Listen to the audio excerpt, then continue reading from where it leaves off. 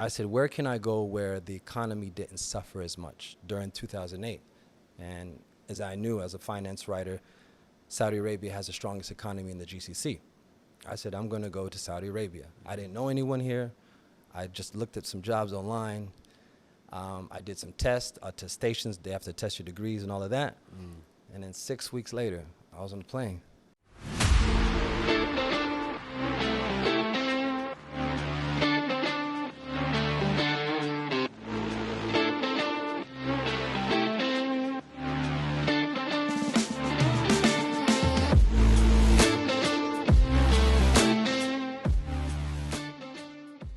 Three, two, one. Dear viewers and listeners, welcome to Podcast So. Today's guest is a very interesting individual, Yodi. He's an advisor at the Saudi Ministry of Tourism. Yodi, welcome. Thank you so much, Walid. Most welcome. It's an honor to be here. And Likewise. I'm very thankful. Appreciate you, man. Yodi, so 17 years in the Kingdom of Saudi Arabia. How's that like? Yes, it goes by fast. Yeah. It's hard to believe that it's been that long. A few more months will be exactly 17. I'm in the spirit of gratitude, so forever thankful, forever grateful. And allow me to say this before we officially begin.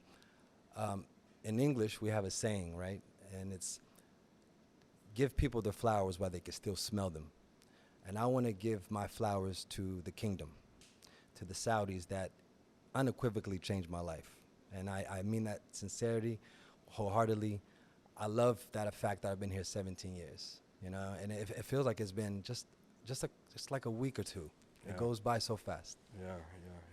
Appreciate that, Yodi. Thank you so much. You're welcome. I mean, it's, I think it comes from the heart and kindly appreciate it. So, Yodi, tell us about this story. Like, you've been here for 17 years, so it's been like way back in 08, 09. It was before, yes, like the whole Vision 2030 projects. Correct. Everything was going on. How did that happen? It's a good question. So by profession, my background is writing. Yeah. I studied writing. I went on to become a journalist. In the U.S., I was a journalist. Then I became an editor and senior editor, and I worked for Forbes. And during the global financial crisis of 2008, unfortunately, I lost my job. So then I had two options. And this is the options most young, freshly graduates had after their master's. You could either move back in with your parents or some friends, or you could grind it out. Yeah. So I said, I'm not moving back in with my parents. By that time, I was almost approaching 30. I was 27, 28. Wow. So I said, where can I go where the economy didn't suffer as much during 2008? And as I knew as a finance writer, Saudi Arabia has the strongest economy in the GCC. I said, I'm going to go to Saudi Arabia. I didn't know anyone here. I just looked at some jobs online. I did some tests, attestations. They have to test your degrees and all of that. And then 6 weeks later, I was on the plane. Interesting. That was it. That's I awesome. haven't left. So, you're just like, let me just go online and search for jobs. Yeah. Right, because, you were in the finance. Yeah, I wrote a lot about finance, so I knew that. But I wrote about a lot of things, not just finance, hospitality. That was one. One of the things. As a journalist, So. And so you had knowledge about the kingdom's economic situation, I would say. And they were like, let me just go up there and search jobs, bam. So, I'm sorry, I was going to ask you, what job did you was there specific, did you say I want to be in media, or was it just no, so here's interestingly enough, so let me just take a step back. I prosecuting here. I'm back again, guys. I'm sorry. I went during the conversation. I went somewhere else. I was like, so that cheesecake. What was it like? I'm back. I'm back. It's all good. It's all good. So, starting in New York, by day I was 9 to 5. I was at Forbes, but in the evening I was also teaching. I was teaching writing, right? Teaching compositional writing. In college. And what's your background? Writing. Writing. So you graduated from I graduated from LIU, Long Island University. Then I went to Harvard University, where I studied 17th century English literature with a concentration in minor poets. Wow. That's Yeah, so that's where the writing comes from. I didn't expect to be a journalist. I was actually teaching first, and then I realized that teaching didn't pay that much, and so the novelty wore off. in know. New York, huh? Yeah, in New York. Yeah. You know, like it's cool to say you're a professor. It is, and it's a very big achievement, but it wears off. And you know, New York is very expensive. I had to pay bills, so I was like, all right, let me see if I could write for a publication. So I applied for Forbes. They accepted me. So I did that, and then I taught in the evening. And so then, to answer your question, my first job in Saudi was teaching at a university level. Yeah. So you came as a professor? As a professor And in in media studies and English. Interesting. Yeah. And And which then university? Al Jof. So you went from Brooklyn to Al Jof? Yeah. So I went from Brooklyn to Sakaka. Skaka, yes. Yeah. I love it there. You know, I love it. It's beautiful. It is. It is, and it's cool, and it's. I'm gonna tell you one of the reasons why I like this so much is because it keeps me grounded, right? So imagine coming from New York City where you get so much outside stimulus. Always, it's 11 million people flying from there to a place that's quiet, peaceful, easygoing. And I needed that in my life because I was trying to figure out. You came with the family or? No, I came alone at that time, just to test the waters.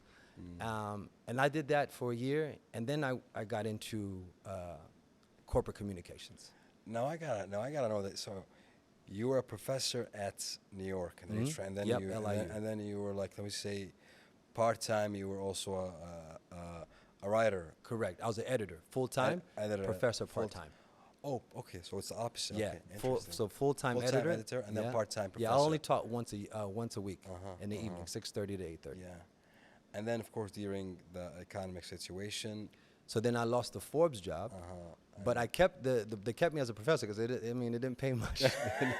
So they was like, listen, we can't let you go. Like, So I said, all right, well, let me figure it out. And then I was like, it just clicked, and it wasn't. And most people say, well, why not Dubai? Why not? It never registered me. That is something that I want to go. There's so much in my mind. So you're doing the Forbes because I think during that specific time, the kingdom is always known for oil production, right? Of course. So we're all known for a country that has money, that has money. But at that, and I believe in 2008, wasn't like the best For I would anyone. say, yeah. For anyone. But how did you? But you realized from being writing at Forbes. Yeah, I did. And it wasn't just, Saudi Arabia. There's other countries that didn't take a hit. Didn't take a hit. But in the U.S. we took a hit because it all started from there. The Lehman Brothers, and there was so much happening, and people were losing their jobs, and I was one of them, and a lot of Americans. It wasn't just me. I remember So I said, okay, what are my options? I said, well, I could go to China. I could go to Asia. I could go to places where, but I said, well, what about Saudi? Because, I was following the news, and much like, and I'll make a comparison, much like when COVID happened, right? Shout out to Saudi Arabia for handling it the way Saudi did. It did affect us, right? It did affect the kingdom, but it didn't affect them like the way it affected other countries. You know what I mean? Yeah. So it's the same with the recession, right? With the global financial crisis, Saudi Arabia just had certain policies and procedures and systems in place to counteract the hit of the global financial crisis. Obviously, people were affected, but not to that degree. People were losing their jobs left and right in America, and I was one of them. So I came here, I applied, I did my research, and I landed the job. Awesome.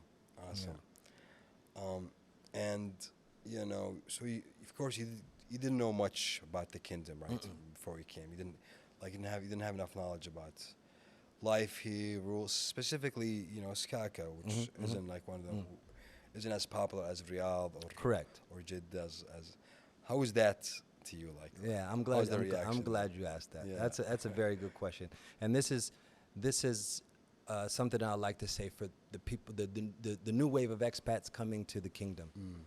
Much like anything in life, I think if you take a moment and just do proper due diligence, right? Just do your research. Like when you're traveling for vacation, right? You pick a spot, you pick a location.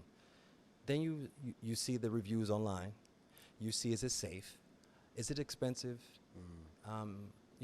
How's the weather? This is our research. So it's no different for me when I said, okay, I'm going to go to Saudi Arabia. I've heard certain things, but it didn't matter. One thing that I pride myself about, from New York, we're versatile people. Yeah. We're very adaptive people. Yeah. We come from a melting pot, Yeah. right? So I can adapt, This is whether you want to adapt or not is the question. So I did the research, I looked, and this is my conclusion, that the value of the risk was far greater than the value of the risk of the reward, or less than. That's what so for me, when I did the pros and cons, I thought to myself, it's okay, I'm gonna go. And I wanna learn, right? And so you have to keep in mind, back then I was a bit shattered. I was like, well, I lost this dream job. I'm a young editor. I still have the teaching gig, but I wanted to find my direction again. So I said, okay, let me go to Saudi Arabia. And then when I landed, excuse me, and I saw how welcoming the people were, and I was like, is this PR, or like, did they put people to do this? No, this is sincerity at the purest form. And I was like, these people are too friendly. And New York, we need only 18 inches of personal space. We're like this, right? So when these people coming up to me and hugging me and it's like, welcome, welcome. I said, wow, I could get used to this, Never regret it. It was the best decision I've ever made in my life. Awesome. So, you're in Skaka, Jof. Yeah. You're here for how many years? You stayed in Skaka? 1 year. Yeah. Then I came here. And then Riyadh. Yeah. What happened there? So what happened is I got contacted by a company called FRS, which is a subcontractor to Aramco, and they needed a person that could write, a person that could communicate certain messages to the staff, right? So it was an internal comms manager. Yeah. And so that was my introduction to corporate communications. And then internal comms led into external comms, went from manager to senior manager to GM. So that was my first post. And that was here in Riyadh, back then, 2010 to 11. And I did that for 3 years. And then, interesting enough, the Kuwaitis called, right? So I went to Kuwait with the Department of Defense, the U.S. government Department of Defense. In Kuwait. In Kuwait, in Camp Arifjan. And that was in 2010 or 11? Yeah, that was 2014, 2015, right? And then the Saudis contacted me, told me to come back. Yeah. So I came. Where are you going? Come back. Come on. Yeah, they said, no, we like you. Come on back. Yeah, absolutely. So, but you know why? And this is the cool thing. I didn't know why I was being called back, but I was being called back from the beginning. But before you went to Kuwait, you were in that company, right?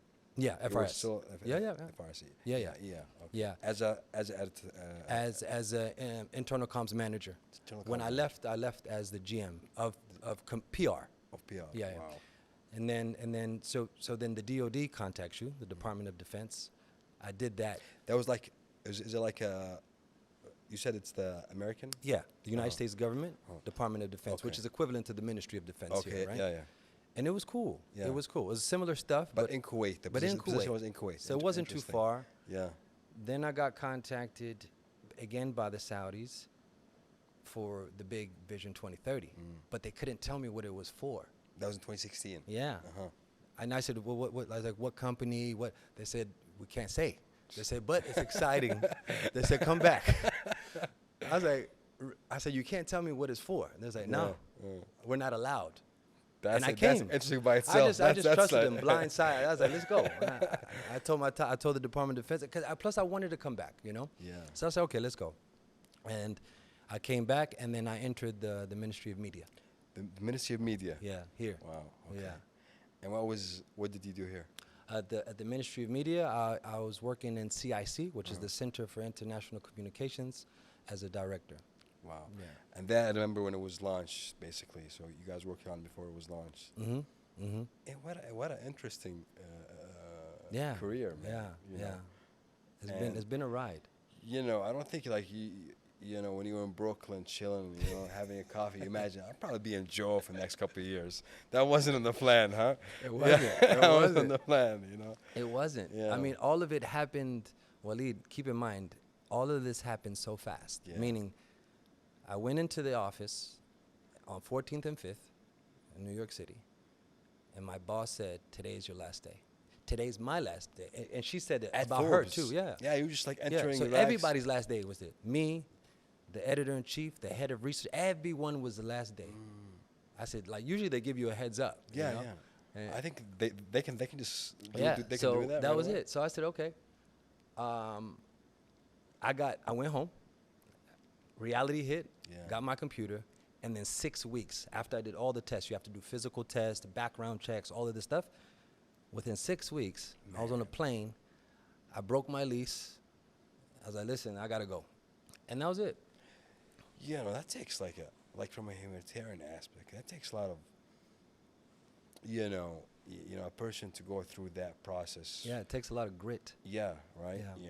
You took action right away. You were like, I'm not gonna grieve. I'm not gonna. I can't. Cry about a couple.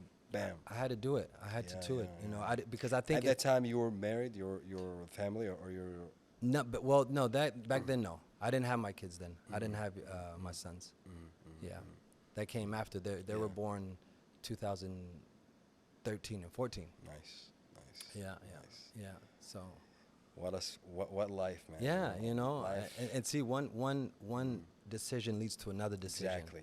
And then bam, bam, bam, bam. Yeah, it's just a Now domino I'm in effect. the Saudi Ministry of Media. Yeah, now. yeah. What's going on? You know what I mean? I know. This is the I'm super Yeah. blessed. If you think about it, sometimes it overwhelms me, and I'm like, I can't believe I work here, Yeah. and I'm still here. It's different when you're working in, let's say, the private sector, or you start your own business. Shout out to everyone that starts their own businesses here, but it's also vastly different when you work in the public sector, right, in the government. And I love these ministries, every single one that I worked for, And then after, the Ministry of Media was the Ministry of Finance. Ministry of Finance. Yep. Yeah. So with Minister Al-Jad'an, he was yeah, still. yeah, And how was that experience? it was amazing. It was Where the amazing. where the money is, huh? Yeah, That's where- yeah. Very important. What very was powerful. it like? Yeah. What was the experience from media? Because you tried Mr. Media, and then you went to there. Yeah. And that was during the Vision 2030. Yeah. Yeah. Well, let me just say, any post that I've taken up in Saudi has really been organically and naturally. And I say that with full humility. I haven't sought it out. So when it went from MOM to MOF, I knew someone. They contacted me. They said, "I think you should meet someone."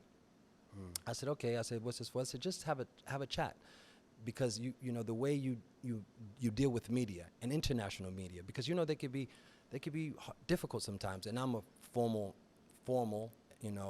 international guy. I said, "Okay, no problem." I met with Deputy Minister, and they said, "Look, we have some ideas here that involves the media, international media. Can you help?" I said, "It'll be an honor." It's always that way. It's always very organically, Yeah. And I said, "If you allow me to, yes." And that time period was amazing. Yeah. Beyond grateful for that experience at MOF. Awesome. From the Ministry of Finance to finally the Ministry of Tourism, and Ministry of Media, Ministry of Finance, Ministry of Tourism. They're all, of course, during the Vision 20. I mean, the first one was during the Vision 20 project, and now the Ministry of Tourism, phenomenal job. I mean, all the ministries, to be honest, Ministry of Tourism, phenomenal job as well.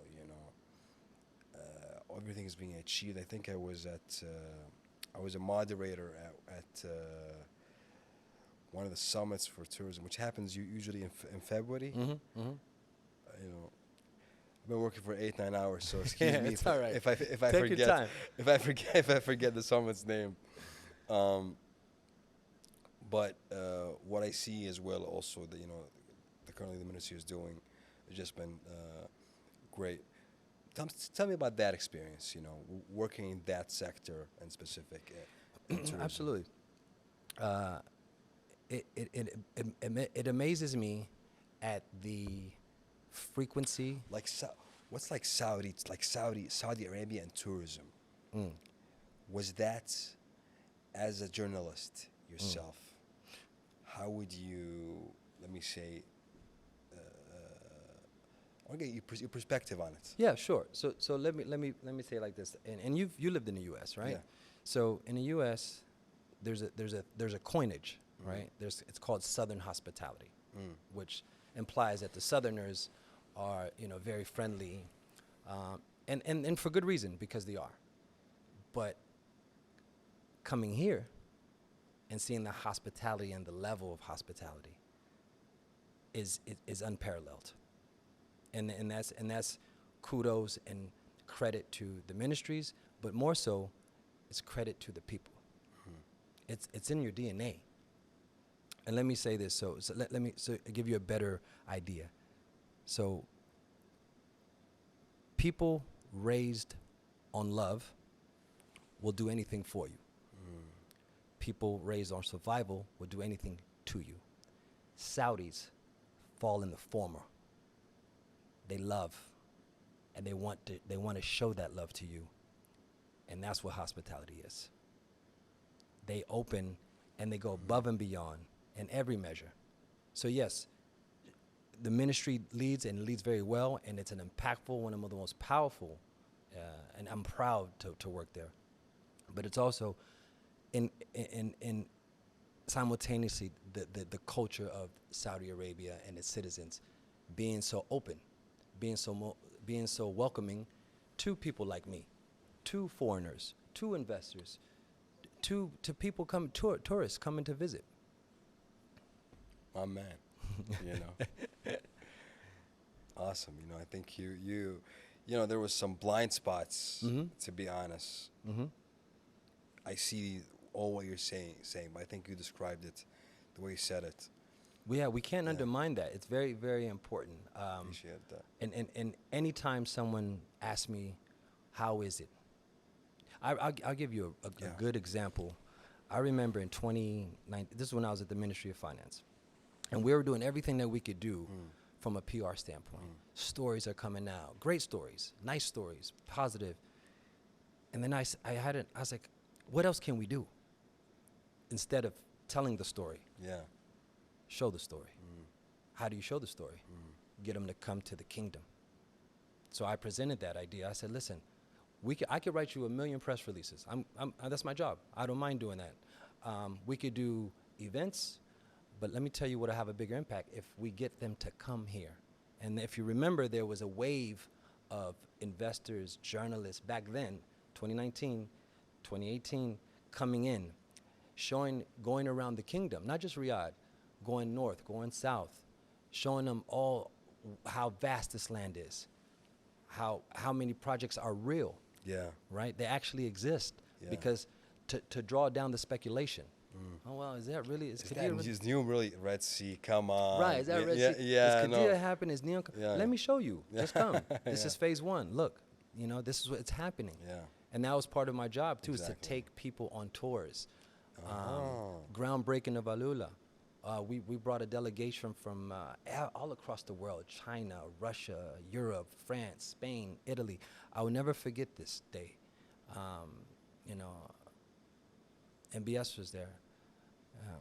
Really? Yeah, His Royal Highness was there on the groundbreaking, Wow. the day that Alula was, You were official. there. You were there during that. Yeah, Wow, yeah. wow, And wow. a bunch of media, bunch of media. And that's when they say, wow, this is real. That was in 2019. That was 2019. 19. Yeah, the groundbreaking of Alula. It was. I mean, I think there was like a specific time, where it was kind of like Now it's cool again. Now it's like very cool to speak about society. But there was a specific time where where it was. I don't know. Does it sell more? Does it sell more to criticize the kingdom, to criticize, or to try, and specifically on the like the projects? There was a lot of people who, and rightfully so. Not only the Western media, also some within the region, they were like, "This is not possible. This is not gonna happen." But now a lot of people are eating their words, but. All these changes that are coming. Media now it's a much different, of course, approach, a much different reaction. The relationship between the media and Saudi Arabia is now a bit different. Correct. Yeah. How do you see that? Like, what does that, even if you go on the global media, like when it comes to CNN, even Fox, these bigger outlets, it's almost like there's nothing no more to criticize now. But of course, they still make it sports washing. They have to. Does that like sell more? Is it that? I mean, and not only to the kingdom. I think it's a global Yeah, I thing. think it doesn't apply just to the kingdom. It's a very good question, Walid. I mean, controversy sells, right? Yeah. I mean, it's an old phrase. Yeah, Controversy sells. Yeah. What can we do? We're just prepare ourselves because we know our truth, right? We know what we're doing and what is happening. Yeah. This is undeniable. The Vision 2030 is progressing at an exceedingly rate. It's super successful. This is bone hard medical fact. You cannot deny that. You can sprinkle other things inside if you want for views, for whatever you want, but that's going to be short lived. Yeah. That's going to be short lived because the proof is in the pudding. And over and over, how many people have come here from across the world and seen it for themselves? And if they see it, the story writes itself. I concur. So, man, you must have a lot of great stories. I mean, you mess your mediums, your financiers, man. What are something that happened? You were like, whoa. I never saw that here. Go for it, man. Yeah. he's like, you get me in trouble. No, go for it. Look, no, it's not gonna. There's a lot of things. Like, I mean, specifically, like you're right. You said you can't even know about Vision 2030, about the project, about the changes. Yeah. And to you, you're like, it was even cool then. I was chilling, you enjoyed Joe Fiskaka here, Riyadh. You had a good time. So, what was like some of the things that you saw? You're like, man, I'll tell you something that different. I'll tell you something, and some of my closest friends know this. I'm amazed. A couple of stories. One that really blows me away is you have this idea of when you're going to a place and what it's going to be like, right? But then when you get there, it's different. I'm impressed and I'm taken back by the people that have come in my life, the Saudis that have come into my life, that have remained in my life, that have helped me when they didn't have to help me. That's the first thing that was like, wow. Secondly, there's something about composure. Saudis have composure that I don't understand how that. I'm from New York. We're ready to set it off on everybody. Salah, you've been with New York. Yeah. What's wrong with you, man? But Saudis, they have this composure, this softness, and I love that. And I'm trying to learn and get that. But so that blows me away. And no matter in the most intense settings, professionally and personally, you guys have that in you. Another thing that I seen that blew me away, whether it's a leader, whether it's a guy that works in a garage, a guy who works on a farm, a guy that's a CEO, Saudis know how to communicate and interact with people above them, people equal to them, and people beneath them. Meaning, on a hierarchy, on a professional scale, not a personal scale. When I say beneath, the specialist is below a director, right? And the executive directors. But I've seen the biggest people that I've worked for remember the smallest name. I've seen leaders treat me equally as they do the person serving us tea. that blows me away because you don't see that where I'm from. You just don't. You don't. And I love that, you know, because I think they're operating from a place that doesn't involve ego. They know. I don't know if it's inherent. I don't know if it's innate. Is it because of their culture? You tell me. But they don't show it. They have the courage to surrender to the ego and treat people, and that blows you away. That's the stories that's the thing that and I've seen it over and over and over and over everywhere I've gone, whether I'm in Abha or I'm in Riyadh or Dammam. Appreciate that. You know, I think I did like a lot of interviews with expats that are here. I mean, I met a lot of them. There's a lot of similarity, I would say, in the feelings towards Saudi Arabia. It's unique. You have to understand. I would say I love Riyadh. I love my country. Yeah. I love it. But inside of me, I would say that's because I'm Saudi. You know? Right. I'm right. biased. You know. But it's great that. What do you think is? Why do you think is that? Why do so many who come here and to react here? You know. I mean, it's obviously what you said. That is the answer. Yeah. Well, I'll tell you, I would love to tell you this because it's not common. It's common to you because you're from here, right? When people come to New York and they say, "Oh, the city's so fast," I'm like, "Well, it's fast to you. It's not fast to me." Yeah. So, for us as expats, you see something that's so foreign to you, that's so uncommon to you. It's a rarity. So you're like, wow, there are genuine, nice people that help you, that literally take the shirt off their back. You know, that I noticed my first year, I stopped saying people, I said, "Oh, that's a nice watch," and then just take it, they give it to you. You know, "That's a nice jacket," and they literally take you know how it goes, right? And I stopped complimenting people because I'm like, this can't be real. Because I'm thinking from a PR standpoint, I was like, why are they doing this? You know, but it's really real. It's really real. Yeah. That's a good point. From a PR, you're right. Yeah. You know, a lot of accusation that we just, come sport watching that, it's just, oh, they're doing this from a PR standpoint. They're bringing all these names. They're doing all these great shows here. Bringing all these, all these greats. You got, who didn't come to Saudi Arabia? Everyone's right? coming. Who didn't come here, Everyone's right? coming. They're doing this all because, to impress that or to change this mind that. But they're literally just doing it. They're doing it for us. for us. Yeah. They're doing it for the people. And other countries do it too, right? But so, yeah. this is done from a great place, you know. And this is I wanted to say this. Yeah. Every year it blows my mind that I'm like, all right, so what are we going to do this year that is going to beat last year, right? Take for example Riyadh season, right? If you remember the inception and the beginning of, right? Every year it gets better, it gets stronger, more people come, more people sell out. Like it's like, to what level can you keep going? It's a Riyadh season. I love it. The way they're doing it. Shout out to GEA, shout out to Turkey Sheikh, these guys that are doing such a fantastic job. And like, if you look at some of the line, I'm like, well, last year, I said, I'm certain that you can't top that. Then you tap into the UFC space. I'm like, they're just bringing everyone here. And good. Like, absolutely. I mean, if you have the means and you have the capability and you have the ingenuity and the know-how, by all means, do it. Absolutely. I mean, the Crown Prince, when he launched the vision, oh my God, yes, he said it. Yeah. And he did it. He set the precedent. He set the precedent. He said it, and he just did it.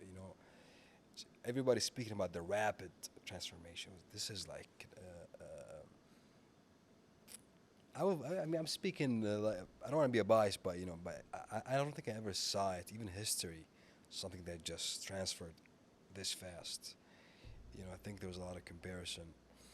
Well, think when has this happened before? I can't remember. I'm trying to. I can't remember. Yeah. And not only that. And look, I've been here from the beginning before Vision 2030. And this is what I want to say about that. The cool stuff is great.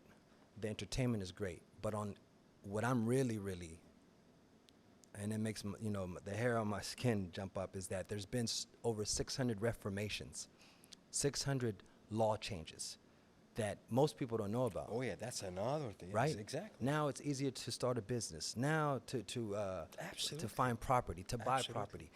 So much that doesn't get the credit it deserves. So over 600, Waleed. And I'm sure there's going to be more. So when's the last time you've seen a country change 600 or have 600 reformations? It's not very common. Absolutely. You know what I mean? It's the place to be. I mean, if you want to be successful, go for it. Yeah. The Crown Prince was very, Amazing the leadership. vision was phenomenal, and I think it was just a couple of days ago. I was in an Uber with a very young man, 21, 22,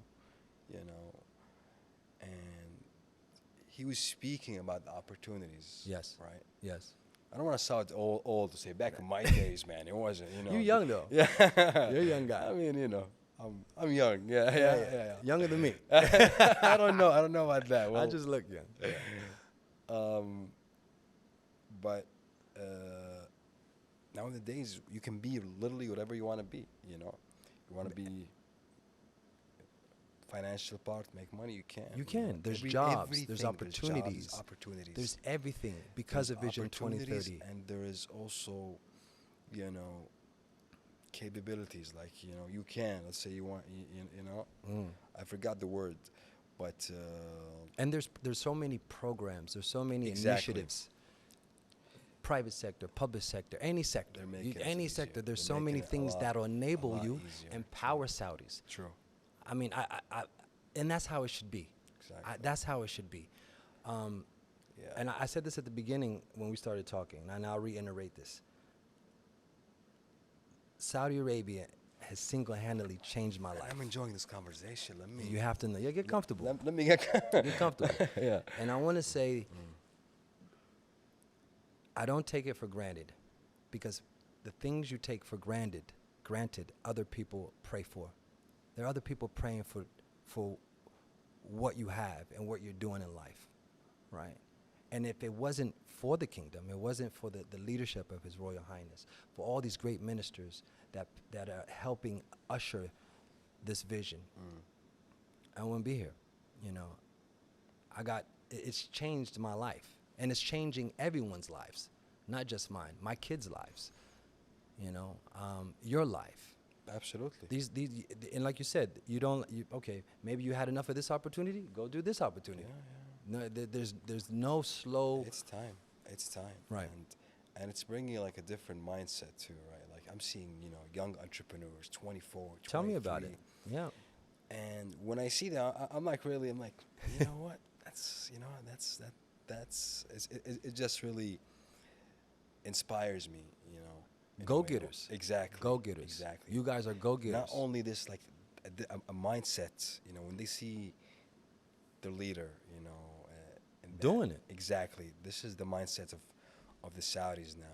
A lot of them are It motivates you. Motivated in this. It focus. motivates you. Yeah. We're still, so there's this concept, right?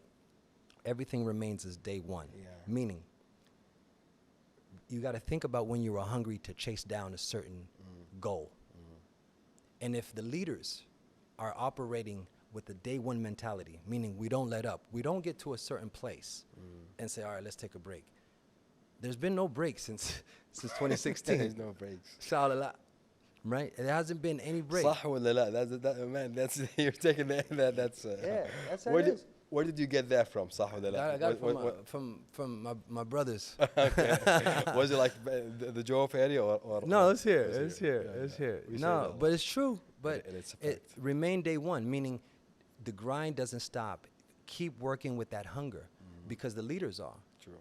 And if they're working 18, 20, 22 hours, man, we need to catch up. You were advisor there. Is that Is that like the culture? Like Yes. Yeah, wow. Yes, that's the culture. Yeah. Yes, Everybody's active. Yeah, but hungry. there's no way I can ever even come close to any of the leadership that I worked for. These leaders, God bless their soul and the way they move. And I try to do a fraction of efficiency on their level. They just always go, and they're always on point, and I'm like, where's this energy coming from? It's coming from the top. You know what I mean? Because, I think about, well, what is my purpose professionally? That's what I think about. So then I say, well, fundamentally, it's to bring people together. But at what rate? At what frequency? And I've seen all the people, all my bosses, they move at a frequency that's unspeakable, because you have to move so fast. Things are, and they're on top of it. And then that trickles down to the GMs, to the deputy ministers, to the directors, to the advisors. It's all a trickle-down effect. And it's effective and motivates you. Awesome. So tell me about your life here. Now you live here with your family, right? I'm an independent parent. So I live here with my 2 boys. Okay. I live in Kaft. In Alakik, yeah. But I lived all over. Yeah. I lived in Arga. I lived in Oleya, Sulemania. Wow, really? I lived in Muraba. I've been in everywhere. Muraba. It's close by. Interesting. Yeah, my old apartment was down the block. I know my way around here. Yeah. Muraba I've never. It's like similar, yeah. Well, the reason why I lived here is because the Ministry of Finance was here, right? So it was closer. Yeah, it was close, you. and I walked. Yeah. But more so is like, New York is, we're walkers. We Yeah, walk yeah, everywhere. yeah. I've never owned a car in Saudi Arabia, and I never lived in a compound. These are 2 facts that you should know about me. No discredit to people that live on compounds. God bless you. Keep doing what you're doing. But I want to be close to the people. I want to be close to the Saudis, right? And that's why I live outside. I mean, any place I lived, all my neighbors have been Saudis, always. Wow. And even when I jump in an Uber, most of the time it's a Saudi driving it. And I want to talk. I want to meet more people that are from here, that can show me things, that can take me places. And in order to do that, you have to be in spaces where you can have that interaction with someone. So yeah, now I'm in Kaft. I'm enjoying it. It's nice. Yeah. And you got your kids? Yeah, my kids are here. They go to school here? They go to school here. They're in Nice. 5th grade. They go Nice. to one of the RCRC schools, SEK. Yeah. They like it here. They love it. Safest country in the world. So I came here today. I'll show you. I don't have keys, right? You see? I have vapes, but no keys. No key. Why did I say that? Because I don't lock my door. Can you believe that? I bet you had to lock your door in Chicago. You had to lock your door in New York. I don't have keys. I have them, but they're in my house with my nanny. But I don't. This is how safe this place is. They just hang on the wall. Yeah. It's a blessing. I agree, and a lot of us sometimes take it for granted, but And what I said earlier. there is a huge blessing, and appreciate you also.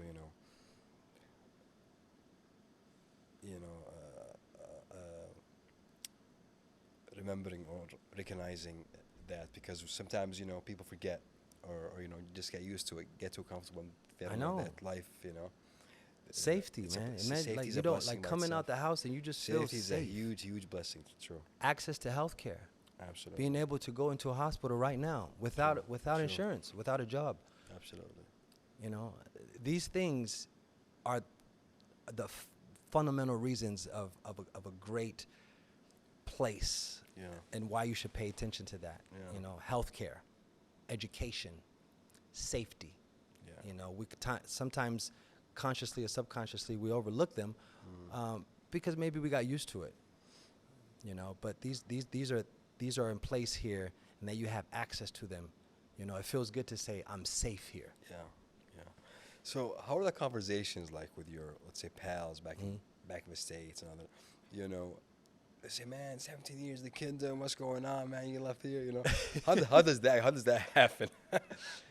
Yeah, well, I don't know. They have their conspiracies, right. They say, what's going on over there, man? And I'll just tell them I go for for Christmas, and I say I'm not coming back. There's no unless my job here is done, and my services are no longer needed. Then I'll go. But until that day comes, I'm going to remain here. Yeah. So those conversations are short. They're very short. Yeah. When you coming back? I don't know. Why? So there's a point of time, and I'll tell you, during COVID, why I went back, because there was so much uncertainty at the time. You remember 2020 was yeah, a yeah. bit like everyone's afraid, You went right? back to New York? Yeah. Oh, my, okay. But let me tell you this cool story. Yeah. So back in 2020, COVID happened. We didn't know what was happening. No vaccine, no nothing. So I was like, Yeah. well, maybe I should be going to the States because I'm American, but my heart is here. So I said, let me just get my kids there just in case. So the kids were here, go over there, and I'm there. And I'm trying to think, what's the next move? And I'll never forget, I got a call on Christmas Day, December 25th. And it went like this. Where are you at? I said, I'm in the States. Why? I said, with COVID, I don't know, we're Americans, I thought it'd be safer here. How fast can you get back? I said, there's no flights. Like, he said, no, we'll arrange the flight. I said, you serious? I said, yeah. And like that, 1 month later, back on the plane with my kids.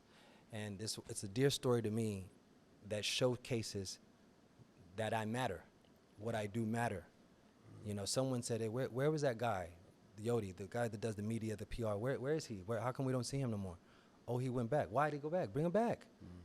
And in an instant like that, and that made, that really touched me.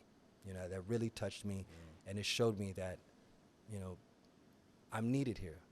So when I explained this to my friends and my people back home, I was like, if someone did that to you, they was like, yeah, we would stay there. They can't compete with that. You can't. Awesome. I'm very happy also that you got the family here, the kids. Absolutely. And they're also enjoying it. I mean, and it's a great time to be in the kingdom if you're young too as well, right? Like there's so many activities going on. Riyadh season, Yes. coming up soon. So much things to do. So much things to go around. Where do you guys go like on the weekends? What do you do mostly? That's a good question.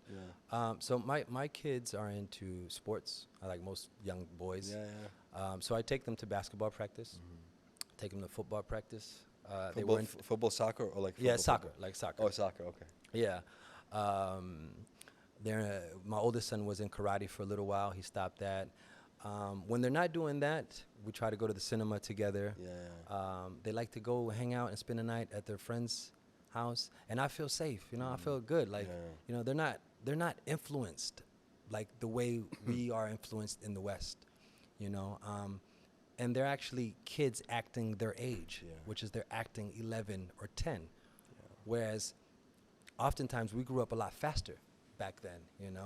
So when I'm not taking them to their their extracurricular activities, we'll do something fun like the movies or bowling or maybe rollerblading. They like rollerblading, roller skating, There's stuff a lot like that. A lot going on here. A lot going on. So how's your community like? Is it like Saudis or is it like mixed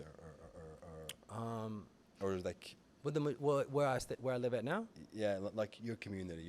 My community is like who do you hang out with? Who do you chill out with here? I chill out with Saudis. Saudi. You should know that by now. Locals, yeah. Yeah, no, all my friends are locals. I mean, I work with. But now there's like back in 2019, it wasn't. Now it's like very diverse, right? Like you stand at CAFT. Yeah. Not a Saudi, an American, Italian. Yeah, but I'll tell you something. Most of the people there are Saudi. Are Saudis. Yeah. In CAFT. Yeah, but yeah, You're in the CAFT era, like the King Abdullah Finance District. Yeah. Right? It's nice. It's very nice. I've been there a couple of times. It's a beautiful but I never place. I see the apartment. You're one of these buildings that's. So do you know the old Bloomberg building? Yeah. Where Bloomberg was with all the glass? Yes. Yeah. So now that's That's it's for tenants. Yeah. Interesting. Yeah. Nice place, Residents. man. Yeah. I'm there. Yeah. Yeah. Interesting. It's nice. Is there any vacancies? Come on in. Man. Make a couple cups. You know how we come wash down Yeah. Yeah. Take care of me, man. I got you, man. Absolutely. No, it's That's cool. really I like the area too, I and do. plus it's good that you said that you don't like to drive, so I don't. parking's not an No, issue. I like to come out my house and walk. And I Yeah. see when I And come in out CAFT, it's easy to walk. yeah, You there's got the so Wadi, nice- and it's you see these families with their Yes. families, young kids playing, just having a good time. You get some Interesting. coffee, you could go have a nice restaurant. It's cool. There's trees I live there. nearby, but I live in one of those. I live in a house. Where do you A you live in typical Al Akik? house. I live in Yasmin. Oh, I know what Ez means. Yeah, That. Yeah, my it's gym really- is there. Yeah, really? Yeah. Yeah. Yeah, yeah.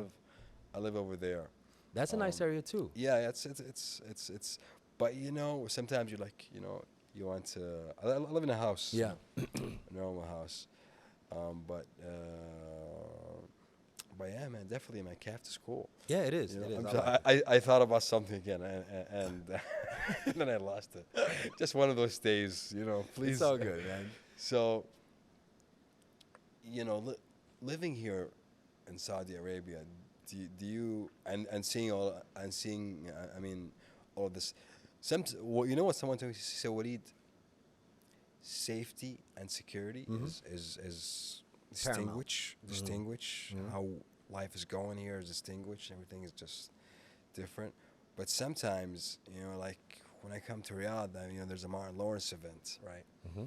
There's a huge football game. Inter Milan is playing AC Milan. Mm-hmm. There is, you know, if you speak about business opportunity, it's the place to be. You'll walk around, you'll see the biggest Absolutely. company, the biggest names, regional headquarter here. He said, so when I go back, like say to Vegas or to LA or to Mm. it doesn't really, you know, I don't, you know. You don't feel affected. Beside the difference of let's say the safety and the culture a little Yeah. bit, you know, it's still there. So I'm not, I would say, overwhelmed Yeah. Yeah. when I go there. That was one of the comments that I got.